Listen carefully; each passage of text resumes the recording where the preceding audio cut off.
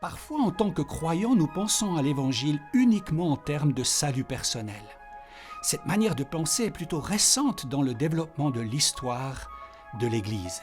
Bien sûr que Jésus est venu pour nous apporter le salut personnel, mais l'Évangile qu'il a apporté, la bonne nouvelle, est bien plus large que cela. Le mot que nous traduisons par bonne nouvelle, l'Évangile, est angelion.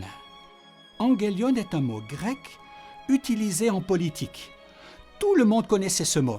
Il qualifie un message important apporté par un héros, une sorte de journaliste du 1er siècle à la population d'une ville ou d'une région.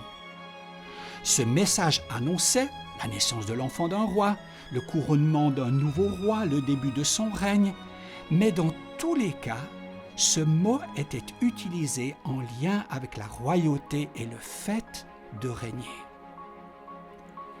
C'est donc fascinant quand on lit dans l'Évangile de Marc 1,14 les mots suivants. Lorsque Jean fut arrêté, Jésus se rendit en Galilée, il y prêcha la bonne nouvelle, l'angelion de Dieu.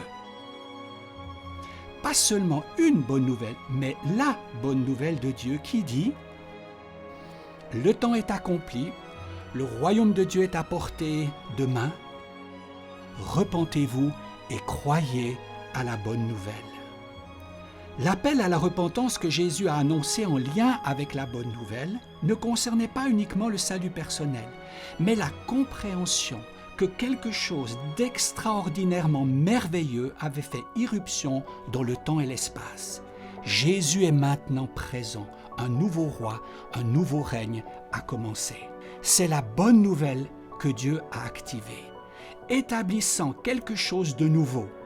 Le règne de Dieu, si parfait et complètement accompli au ciel, est venu envahir la terre.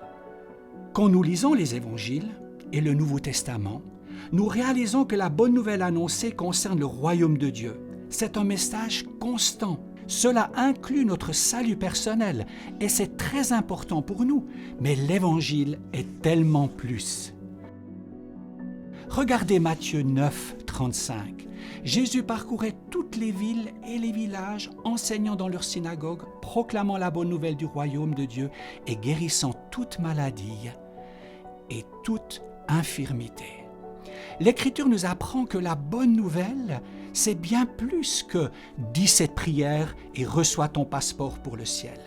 La merveilleuse nouvelle, c'est que Dieu lui-même est en train d'envahir la terre. Il est en train d'envahir le temps et l'espace maintenant. Révélant sa gloire en Jésus, il donne des rêves, des visions, des rencontres aux personnes pour qu'elles puissent le voir. Il brise les dépendances. Il aspire à guérir les malades, à libérer les opprimés pour les amener dans la liberté. Il nous libère de la captivité du péché, des modèles de vie destructeurs, du désespoir et de la solitude pour nous rendre libres. C'est ce que produit l'irruption du royaume de Dieu, l'espérance. Quand son règne fait irruption, le cœur des gens est changé. Alors, ils commencent à le connaître, à expérimenter son amour et son acceptance. Une transformation se produit. Jésus, roi, a incarné le royaume. Et vous et moi sommes des suiveurs de Jésus, appelés à être des porteurs de la présence de Dieu dans nos différentes communautés et sphères d'influence. Alors, nos communautés et sphères commencent à changer. Quelque chose de nouveau se produit parce que le roi est là. Nous sommes tous appelés et invités responsables d'incarner et de libérer la bonne nouvelle du royaume de Dieu aux personnes autour de nous aujourd'hui. Voilà la bonne nouvelle, une promesse de changement.